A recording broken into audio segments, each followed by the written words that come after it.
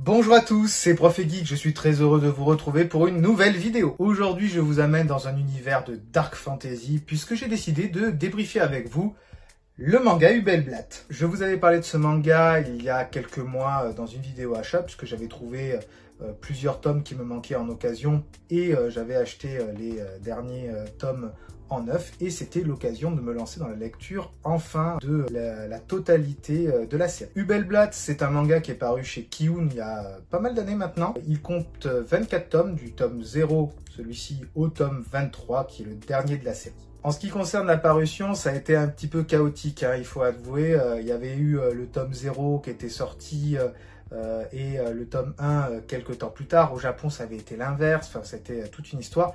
Il y avait eu une période de coupure autour du tome 10. Le tome 11 était même sorti de façon conjointe et au Japon et en France, ce qui est assez inédit, il faut le dire.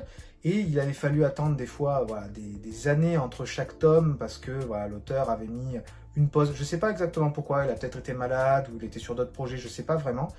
Mais la parution a été assez longue, mais maintenant j'ai pu lire l'entièreté de l'œuvre. En ce qui concerne l'histoire, on est donc sur de la dark fantasy comme je vous l'ai dit. On est dans un univers fictif très médiéval fantasy où une guerre se déclenche entre deux pays voisins et devant la supériorité de l'armée du Wistek, je ne sais pas si je prononce bien, l'empereur de l'autre pays décide d'envoyer ses 14 meilleurs guerriers pour foncer, mettre une protection autour du pays en terre ennemie, ce qui arrêterait la guerre. Ces 14 guerriers se voient confier une lance sacrée et partent pour des mois d'aventure, se battre, déjà se déplacer tout le long de l'Empire, affronter l'armée ennemie, etc. et rentrer finalement sur les terres ennemies. Au cours du voyage, 3 de ces lances sacrées vont périr et seront honorées, mais il va y avoir un événement assez improbable sur la fin de cette guerre. 4 des lances sacrées vont trahir les hommes et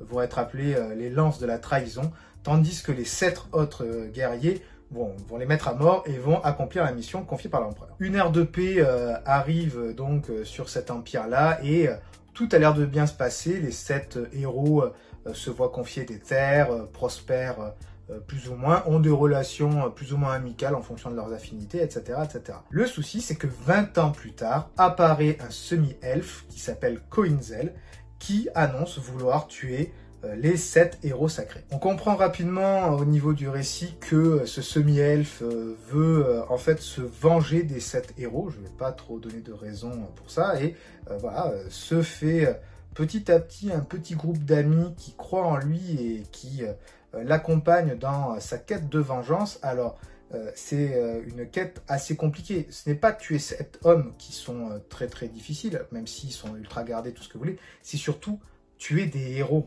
Là, on est sur une problématique qui est assez importante et qui est mise en avant, c'est qu'il y a tout un aspect politique derrière. On tue des gens qui sont adulés du peuple, qu'on a érigé en grands héros, qui a sauvé la patrie. Donc c'est vraiment une question que se pose Koinzel, à savoir, est-ce qu'il fait bien les choses? Est-ce que cette vengeance mérite de faire s'effondrer tout un pan d'histoire d'un empire? Voilà, donc il y a beaucoup de questions qui sont posées aussi au niveau politique. Une fois qu'on tue quelqu'un, que va-t-il se passer au niveau des autres nobles de l'empire?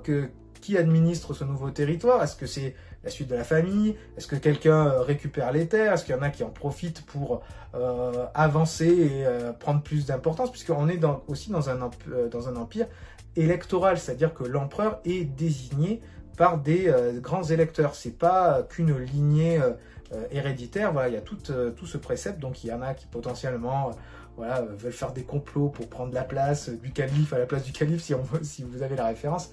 Donc il y a toute cette idée-là qui se met en place. Il y a énormément de violence, hein. Clairement aussi, on est vraiment dans de la dark fantasy. Il y a des pouvoirs magiques, il y a du sang, il y a aussi beaucoup de sexe.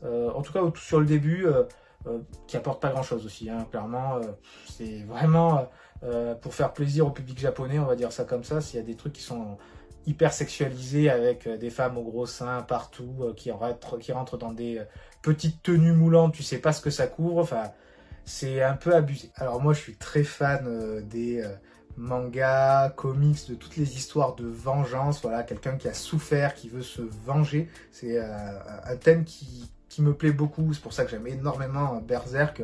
Si vous avez vu mon top 10 de mes mangas préférés.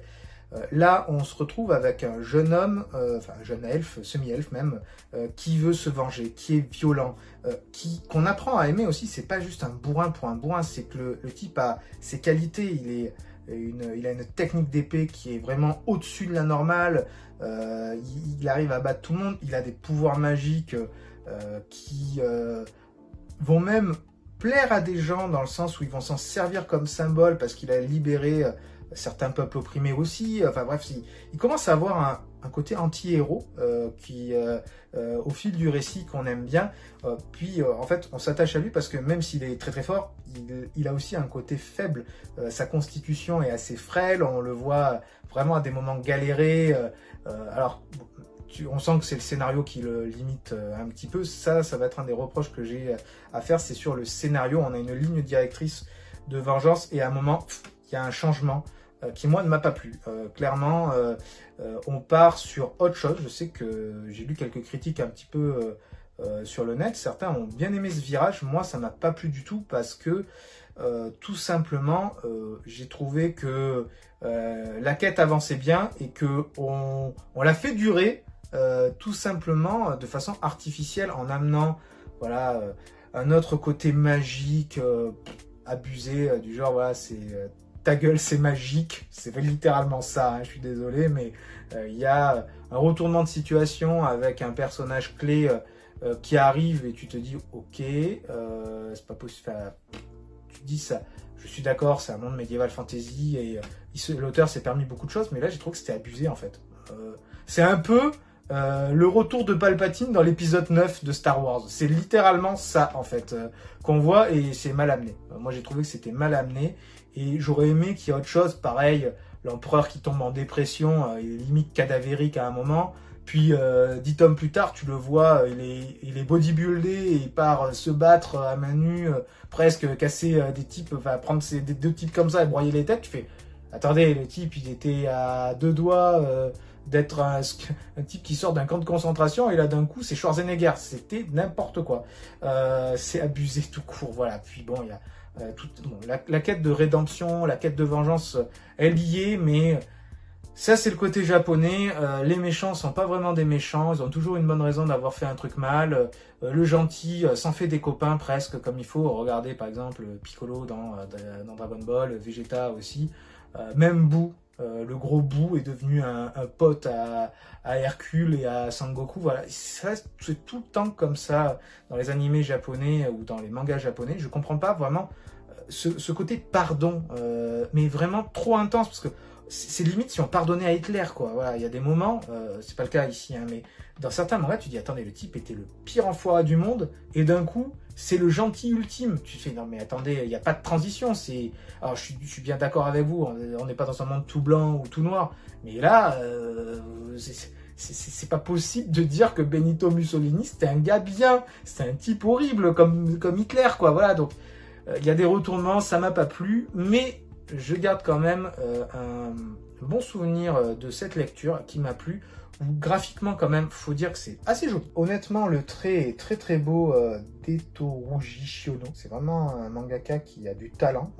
Le trait est sympa, il n'évolue pas énormément au long des 24 tomes. On retrouve vraiment la même patte graphique et la même qualité tout le long. Il y a très peu de changements, que ce soit dans l'évolution des persos ou dans les tenues, il y a très très peu de changements, même si certaines planches sont un petit peu moins lisibles de temps en temps. Franchement, c'est assez qualitatif. Plusieurs thèmes sont abordés, donc comme je vous l'ai dit, la vengeance, le fait voilà, de faire souffrir un petit peu, mais on passe sur un autre côté où c'est la vérité qui doit être dévoilée, même si ça fait voler en éclats un pan d'histoire qui fait tenir un empire. On passe voilà, d'une quête qui est vraiment très intimiste, il y a un petit personnage et un petit groupe de sympathisants qui veulent se venger, mais on passe vraiment à une guerre totale, puisque la guerre va revenir. Je ne vais pas trop dévoiler le comment, pourquoi, etc. Les puissances magiques évoluent aussi, on sent qu'il y a les gens deviennent de plus en plus forts. Donc ça, c'est une évolution classique de n'importe quel shonen. Bon, là, c'est plutôt du seinen parce que c'est ultra violent et qu'il y a beaucoup de sexe, mais voilà, les personnages montent petit à petit en puissance, même si il y a des choses qui auraient pu être un peu plus exploitées, avec notamment le côté magie élémentaire, je vais dire ça comme ça. Il y a une petite elfe qui est là, qui commence à pouvoir faire des sorts sur la fin.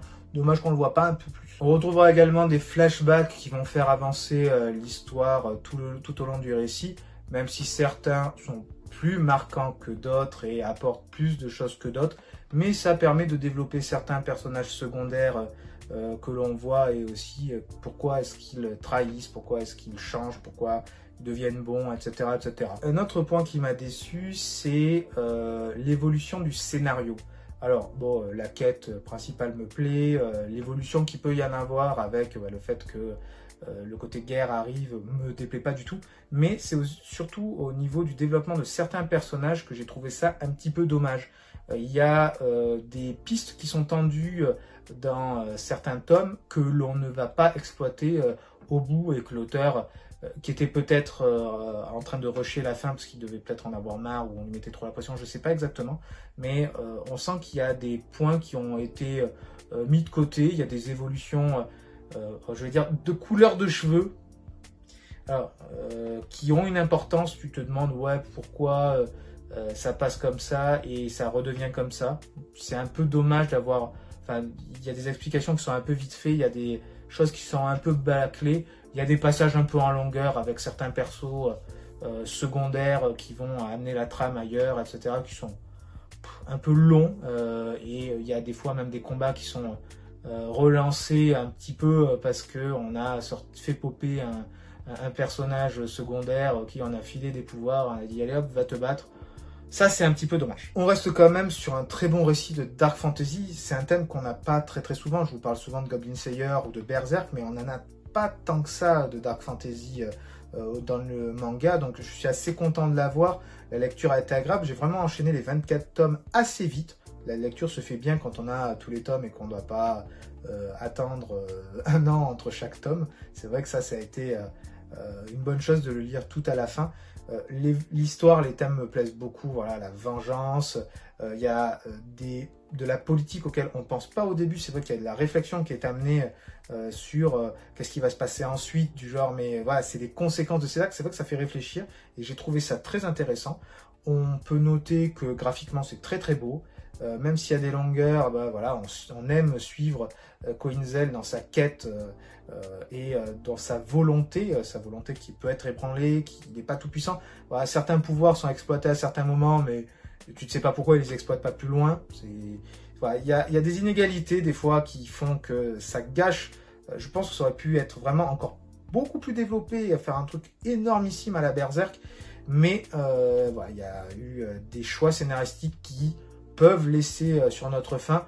Ça reste une bonne lecture, je mettrai un bon 14 sur 20, j'ai quand même passé un très bon moment. La vidéo touche à sa fin, j'espère qu'elle vous aura plu. Si c'est le cas, n'hésitez pas à vous abonner à la chaîne et à activer la cloche des notifications pour être prévenu de la sortie de nouvelles vidéos. N'hésitez pas également à me mettre des pouces, des commentaires, vous savez que j'adore interagir avec vous. N'hésitez pas à me dire ce que vous avez pensé voilà, de cette critique d'une œuvre, si vous voulez que j'en fasse d'autres sur d'autres comics qui soient plus ou moins longs, etc. de temps en temps. J'ai pris plaisir à faire cette critique et j'espère arriver à en développer d'autres sur des œuvres aussi iconiques, voire même meilleures dans le futur. Je tiens à remercier tous ceux qui commentent, partagent. Ça me permet de me faire connaître auprès de vos amis, ça m'aide pour le référencement YouTube. Si la communauté grandit, c'est grâce à vous. C'était Prof et Geek, je suis très content d'avoir fait un petit bout de chemin avec vous dans ce multivers de la pop culture. On se retrouve très bientôt pour une nouvelle vidéo. Ciao ciao!